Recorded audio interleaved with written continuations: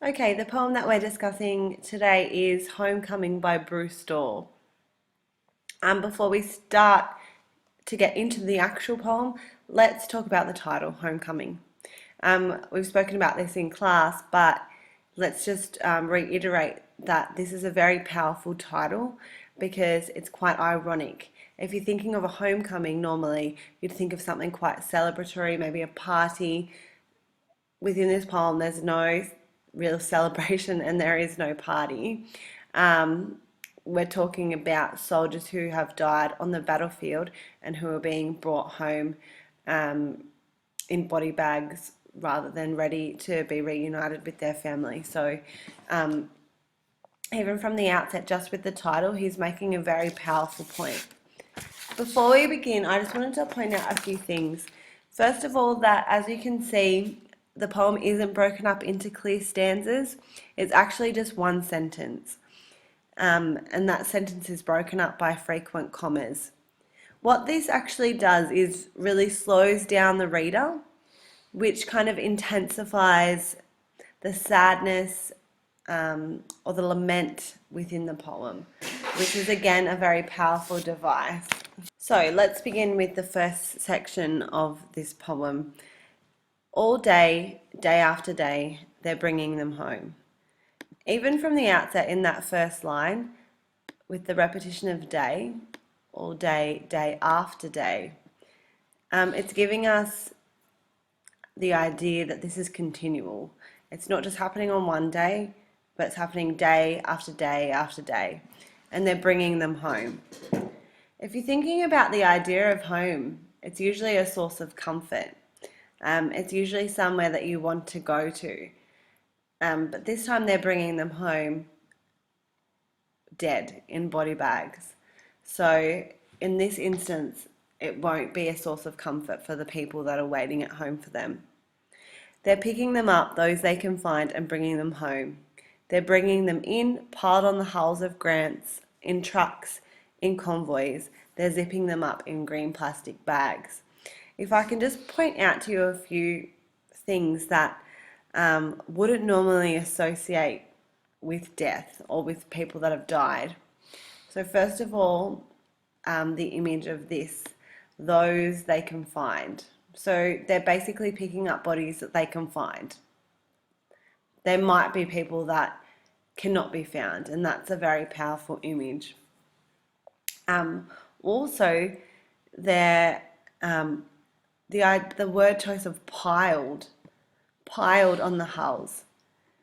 That word choice again really is important because it's just showing how many people that they're actually trying to find to bring home.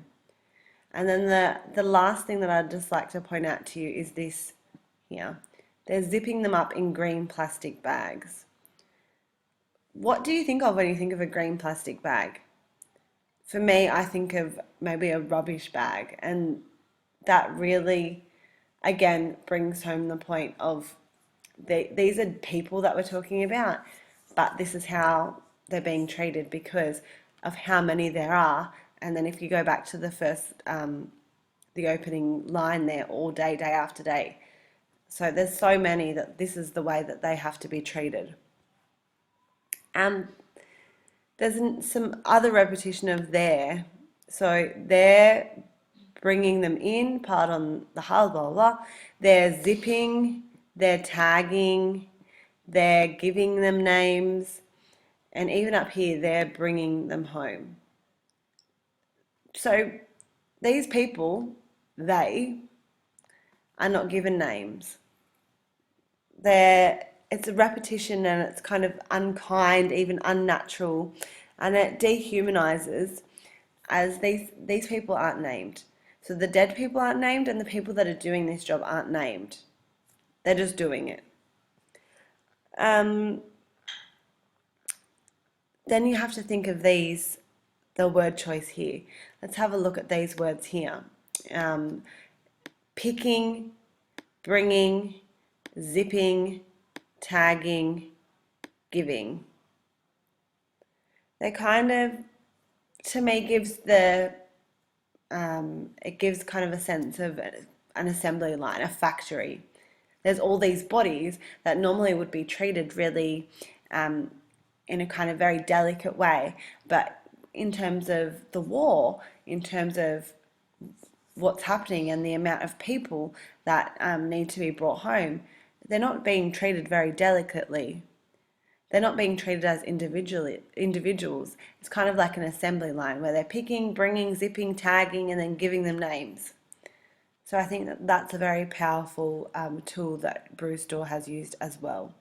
I also want to point out that I've missed out a word here, and that word is rolling, and that, you know, that really needs to be in with those words that I've already set out. They're rolling them out of the deep freeze lockers on the tarmac at Tan Son Nhut. The noble jets are whining like hounds. Here we have a simile. The noble jets are whining like hounds. And if we think of this idea of a hound or a dog, when do hounds or when do dogs whine? Usually when they're sad or something has happened to them. So these jets who I think when you think of jets normally they're quite aggressive sounding, but these ones are whining like hounds instead because there's this sense of sadness about them. This symbol of a dog also comes up throughout this poem, so I want you to have a look at that throughout it as well. I've taken up a lot of time for the first section. Let's move on to the next one. So in this middle section, they're on their way home. So it begins with they're bringing them home. Curly heads, kinky hairs, crew cuts, boarding nom-coms. I've spoken about this in class, but this is basically a description of all the different types of soldiers that are being brought home. And again, what I'll say here is that it's showing us really that war does not discriminate. If we move on to the next line, they're high now, high and higher, over the land, the steaming Chow Min. So obviously they're in the plane, they're high and higher. So physically they're up in the sky. But it also could be alluding to the fact that their souls are high now. They don't need to deal with this stuff that's going on on the earth. The next bit that I just want to point out to you is steaming chow mein. It's actually a dish that people in Vietnam are known for. It's kind of might be alluding to the fact that what's going on at the moment is a hot mess, because that dish is hot and it's known as being quite messy to look at. So that's just another thing that might be being spoken about there. Their shadows are tracing the blue curve of the Pacific. So their shadows, their souls, not just the shadows of the ocean, but the shadows of their souls. With sorrowful quick fingers heading south, heading east. Home, home, home. We've got that repetition of home there once again, which is just giving us that insight into the fact that they're not actually going back to this place which has given them so much comfort. And the coasts swing upward the old ridiculous curvatures of earth, the knuckled hills, the mangrove swamps, the desert emptiness. And this bit here is just showing us that they're back to the landscape that is Australia. In their sterile housing, they tilt towards these like skiers. And this is kind of, if you think about it, a pretty uncomfortable image of a plane. If it's tilting towards this sterile housing as if it's a skier. Just think about how a skier would be going down a mountain, and it seems quite uncomfortable if that is how the plane is actually flying. We've moved on to the final section of the poem, the section where the bodies are actually arriving home. So we can see there that it says, taxing in on the long runways, the howl of their homecoming rises. And again, we've got that symbol of the dog occurring once more. The howl. Think about what a howl is and why dogs actually howl. Surrounding them like their last moments, the mash, the splendor. The word choice for both mash and splendor are quite significant.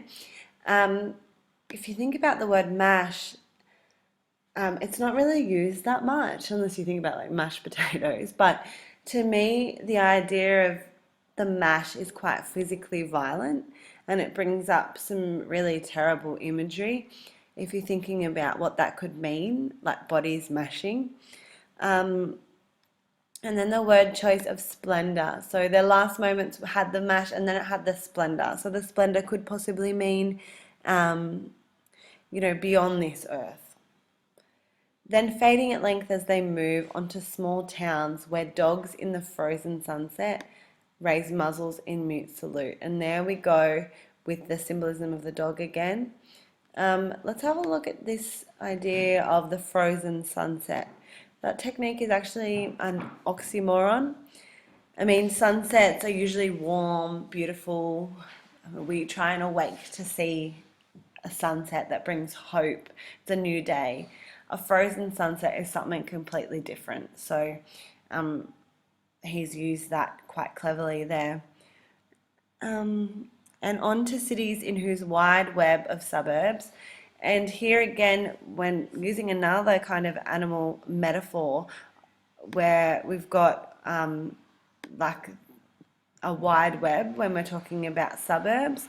So it's kind of like the effect that we're all connected, that the sadness isn't just affecting one person, but it's affecting a lot of people in this wide web of suburbs. Telegrams tremble like leaves from a wintering tree. And we talked about this idea, how he's used personification, the telegrams trembling. And I think that really gives us the image of maybe the person holding the telegram could be trembling. Think about all the different reasons that that telegram might personally, if it was a person would personally want to tremble, because the news that it's bringing is quite horrid and no one would want to actually have to bring that news. Like leaves from a wintering tree. This is a simile as well. What do leaves from a wintering tree do? And the spider grief swings in his bitter geometry. I want you to think about what a spider normally symbolizes. The spider symbolizes quite a rational fear, kind of only rivaled by snakes in their ability to provoke this irrational fear in humans. There's something profoundly other about spiders, okay? They're quite different to us. So this grief, like this spider grief, is very different. It's irrational. It's something that we cannot, or people that haven't been through it do not understand, and it swings back and forth. You don't know where it's going to come to. The last line of the poem is a very famous line. They're bringing them home now, too late, too early. And it's a very profound line, and we've spoken about it in class, but they're bringing them home now, too late, because they've already died, and too early, because it's much too early for these young men's lives to be over. And yeah, I've spoken for a while and I'm very sorry, but hopefully you understand the poem and you can perhaps use this in your assignment. Thank you.